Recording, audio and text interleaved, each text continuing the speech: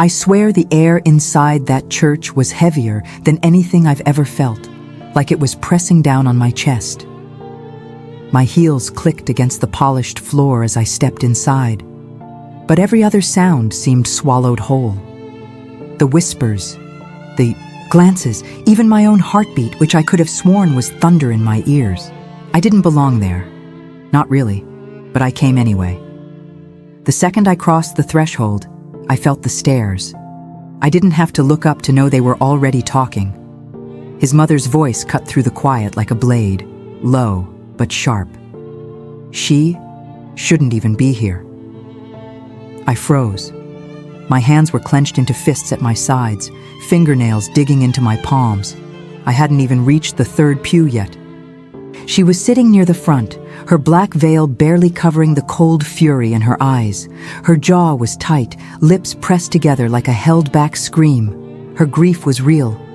I could see that, but so was her rage. I swallowed hard, forcing myself forward.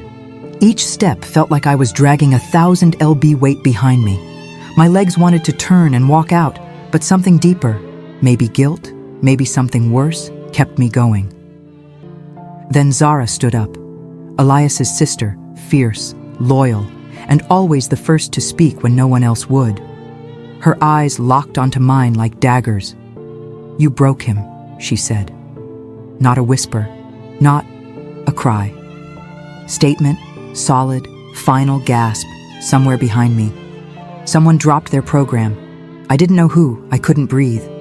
I wanted to say something, anything. That I didn't mean to hurt him, that I still dreamt about him sometimes, that I never stopped wondering what would have happened if I'd stayed.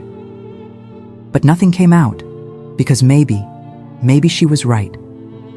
I felt heat rush to my face, my throat tightening. My eyes burned, but I wouldn't let the tears fall. Not there, not in front of all of them. I turned, ready to walk out. I should have known this would happen. I should have listened to my mother when she said, "Naomi, are you sure you want to go? It won't bring him back." But before I could take another step, I heard my name, Naomi. The voice was calm, gentle, steady in the chaos. The priest stood by the altar, eyes soft, a thin white envelope in his hand. He asked for this to be read out loud, he said. I stared at it, at my name, written in that familiar, messy scroll, Elias's handwriting. I hadn't seen it in almost 2 years, but I recognized it instantly. My knees went weak. I grabbed the edge of a pew just to stay standing. What could he possibly have written to me? I looked up. Every eye was on me now, some with pity, others with scorn, but mostly curiosity, confusion, like everyone was waiting to see what kind of twisted drama Elias had saved for the grave. My fingers trembled as I reached for the letter.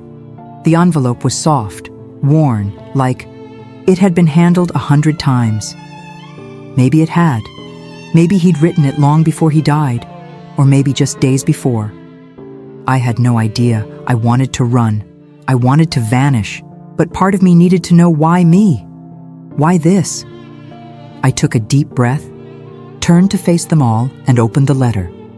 I wasn't ready to open that letter, but I did.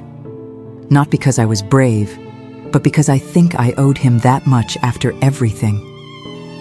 As my fingers broke the seal, I couldn't stop thinking about how we ended.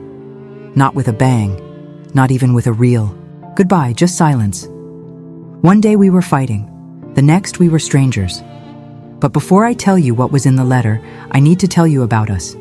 My name's Naomi Rivers. I met Elias when I was 21. I was the loud one, always laughing too hard, dreaming too big. He was different, quieter, like he carried storms in his chest but never let them show. And maybe that's what drew me to him. That quiet kind of intensity. Like he saw me in a way no one else ever had. We were together for 4 years. 4 beautiful, heartbreaking, chaotic years. I won't lie to you and pretend it was perfect. It wasn't. Some days felt like we were orbiting 2 different planets, too far apart to touch. But on the good days, God, we were fire. We were soulmates, or at least I thought we were until I wasn't enough anymore. The last year we were together, something shifted. Elias stopped opening up. He started disappearing, not physically, but emotionally. I'd ask him what was wrong, and he'd say nothing while staring right through me. He stopped holding my hand in public, stopped smiling at my stupid jokes, stopped saying, "I love you," like he meant it. And I started breaking, because I didn't know how to love someone who wouldn't let me in. I tried. I swear I tried everything. Therapy, long talks, space, no space, tears, silence, but nothing worked. One night, I packed a single bag, left the key on the kitchen table, and walked away. It was the hardest thing I've ever done. My mother told me I was doing the right thing. "You can't set yourself on fire to keep someone else warm," she said. I nodded. But every night afterward, I still wondered if I'd left too soon, if I'd abandoned someone who just needed more patience. That was 2 years ago. I hadn't seen Elias since the night I walked out. Not even once. And then last week, I got a call from Zara. Her voice was cracked and cold. She didn't say hello. Didn't say, "How are you?" Just, "Elias is gone. The funeral's Friday. Don't come." But I did. Not for them. For him, because part of me still loved the boy I met at 21, still dreamed of the version of us that could have made it. And I thought maybe showing up was the only way to let go. I wasn't expecting kindness. I definitely wasn't expecting forgiveness, but I also didn't expect to be handed a letter, his letter, in front of everyone who blamed me. As I held it, that same voice inside me whispered all the things I'd buried. What if he hated me? What if this letter is just one final blow? What if I was really the reason he didn't make it? The envelope felt heavy in my hands, not just in weight, but in meaning. I could feel Zara's eyes burning holes into my skin. I could hear his mother whispering something under her breath. The priest stepped back, leaving me alone with it. Alone with him one last time, and I hadn't even started reading yet. The seal cracked with a soft tear, but it felt like thunder in that silent room. I unfolded the letter with shaky hands, my breath catching in my throat. I didn't start reading. Right away. I just stared at the first line, his handwriting, that same lazy slant, the same loops in his Y's that used to make me smile when he scribbled notes on the fridge or wrote little "I miss you" stickies on my mirror. But this wasn't that. This was his final message, and everyone was waiting to hear it. I looked up. Eyes were still on me. All of them. Some filled with suspicion, some with outright hatred, and some, like the priest's, filled with something closer, to sorrow. My throat tightened. My mouth was dry, like I'd swallowed sand. I blinked hard. Once, twice, willing myself not to cry. Not yet. I glanced to the right and caught Zara's stare. Her jaw was clenched, her arms crossed over her chest, like she was physically holding herself back from storming the altar and yanking the letter from my hands. My stomach twisted. I couldn't stop the guilt from rushing in like a wave. Maybe I shouldn't have come. Maybe I don't deserve to read this. The words echoed in my mind like poison. I thought about the last conversation I had with Elias. We were sitting in his car outside my apartment. It was raining, not pouring. Just the soft kind, the kind that makes the world feel heavier. He wouldn't look at me, just stared out the windshield while I begged him to talk to me. I remember whispering, "Please, I need something. Anything. I don't know how to keep fighting for us if you won't meet me halfway." And he'd said, still staring straight ahead, "Maybe I don't want to be fought for anymore." I don't think I ever recovered from that. I left that night, packed my things the next morning, and never came back. So yeah, maybe Zara was right. Maybe I did break him, or maybe he was already breaking, and I just wasn't enough to stop it. The thing is, when someone you love slips away slowly, you don't even realize it until they're gone. And when they are gone, in the most final way, all you're left with is a mountain of May. The priest took a step closer and gently touched my elbow.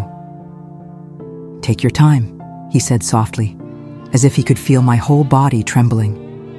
I nodded even though I wasn't sure what I was agreeing to. "Read it now?" Wait. But there was no later.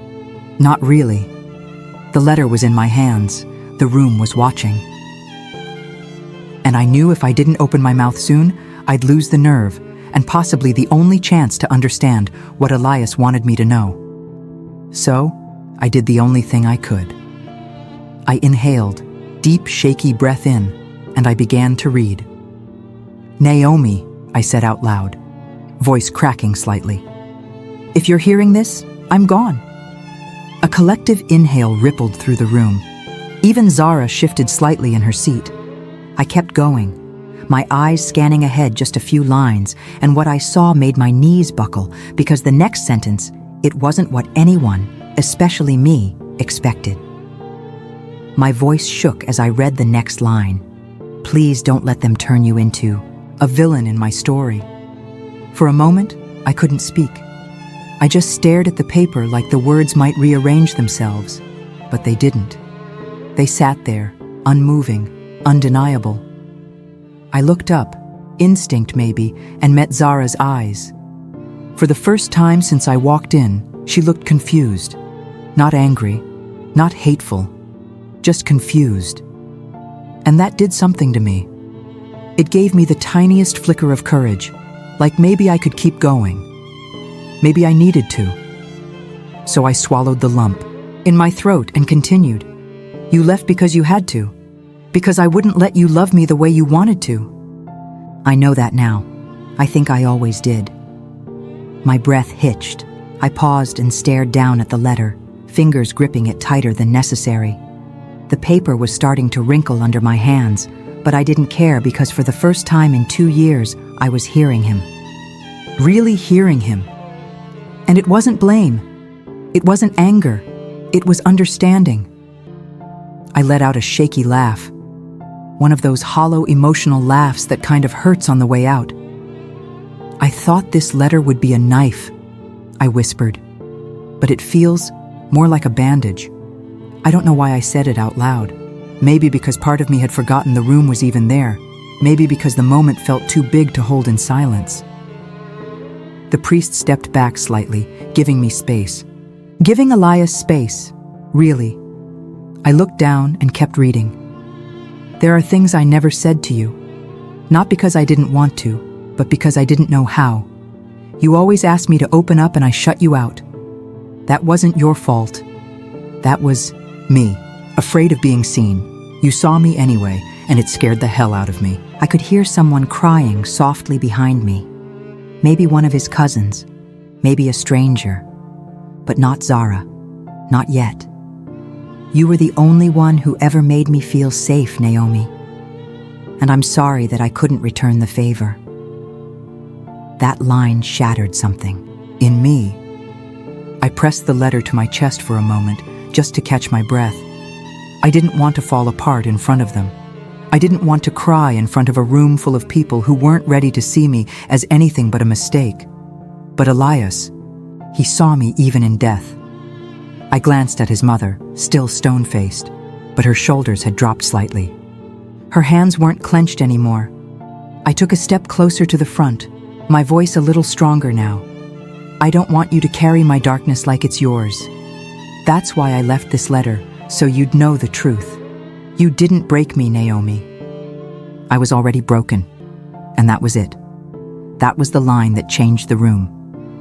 Zara blinked hard and looked away. The priest exhaled slowly. Even the silence changed. Less brittle, more stunned. I folded the letter, my hands finally steady. The choice to come here felt right now. Not easy, not painless, but right. And as I turned to face the people who once thought I didn't deserve to be there, I realized something. Elias hadn't written the letter for closure. He wrote it for forgiveness. Mine. I stood there for a few seconds after I finished reading, unsure of what to do next. The paper in my hands felt warm now, like it had absorbed everything. The tremble in my voice, the heat of the moment, the silence that followed. No one spoke, not even the priest. It was the kind of quiet that didn't feel empty. It felt full, like the room had collectively exhaled, a breath it didn't know it was holding. I looked around slowly. Faces that once held judgment now looked uncertain. Some were tear-streaked. Others avoided my gaze completely, ashamed maybe that they'd been so quick to believe the worst of me. But it was Zara I looked for. And when I found her, she wasn't sitting anymore. She was standing at the edge of her pew, eyes red but dry. Her arms had dropped to her sides, fingers twitching like she wanted to say something, but didn't know how. We stared at each other for a long time. And then she whispered, just loud enough for the front rows to hear. Why didn't he say any of that to us? It broke something in her voice and in me. I didn't know how to answer. I wasn't sure there was an answer. I'd asked myself that same question 100 times while we were together. Why don't you just talk to me? But Elias wasn't the kind of person who let his pain spill. He tucked it away like broken glass in a drawer. Out of sight, but always cutting him from the inside. I think he wanted to protect you, I said quietly. All of you. Zara didn't respond. She just nodded once like that was the only answer she needed. His mother, though, I don't know if she forgave me in that moment. Maybe she never will. But I caught her wiping her cheek with the edge of her black sleeve. Her eyes never met mine, but the hard line in her jaw softened, and that was enough. The priest cleared his throat gently and stepped forward again. We were going to end the service with a prayer, he said, his voice low and reverent. But I think Elias's words were more than enough. A few people nodded, others bowed their heads. I just stood there, the letter still pressed against my heart, and let the moment sink into my skin. I thought walking into that church was the hardest thing I'd ever do. I thought hearing their anger would destroy me. And maybe it almost did. But standing there with Elias's words wrapped around me like armor, I didn't feel broken. I felt whole. For the first time in years, I wasn't weighed down by the what-ifs or the maybe I should-haves. I had the truth. I had his truth. And it changed everything. As people began to leave, some offered gentle nods in my direction. No one spoke, but their silence was different now. Not cold, not condemning, just quiet, respectful. I walked outside, into the crisp afternoon air, the sky still gray, but softening around the edges. The breeze swept through, catching my hair in the edge of the letter as I folded it back into the envelope. Zara followed me out. She didn't say anything at first, just stood beside me, arms crossed against the chill. Then finally, almost like it hurt to push the words out, and she said, I hated you. I didn't flinch. I know, I don't anymore, she whispered. I think I just didn't know the whole story. Neither of us smiled, but we understood each other now, and that was enough. I didn't go to the burial, not because I didn't care, but because I'd said goodbye the way Elias needed me to, in front of everyone through his own words. And honestly, I think that was his final gift to me. I stood outside the church for a long time after everyone had left. The street was quiet, the sky a soft, smoky gray, like it couldn't decide whether to rain or clear up. I liked the in-between. It matched how I felt, not broken, not healed, just in between. I sat on the edge of the stone steps and pulled the letter, back out, smoothing the creases with my fingers. I didn't reread it right away. I just held it, let it sit in my hands like a heartbeat, warm and alive in a way he no longer was. I remember thinking he couldn't say it when he was alive, but he still wanted me to know. It made me wonder how many of us carry things we never say. How many people walk away before they realize someone loved them all along. How many apologies are buried before they ever make it to the surface. A lass had been lost long before I left, but I carried that loss like it was mine to fix.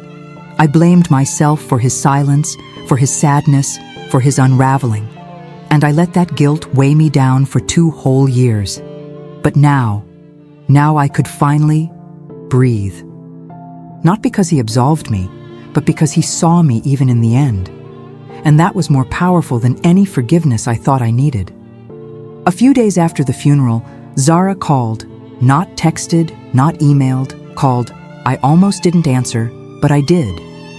She didn't say much, just told me she'd been thinking a lot about the letter and that she'd like to read it again if I was okay with that. I mailed her a copy. We haven't become close, and I'm not sure we ever will.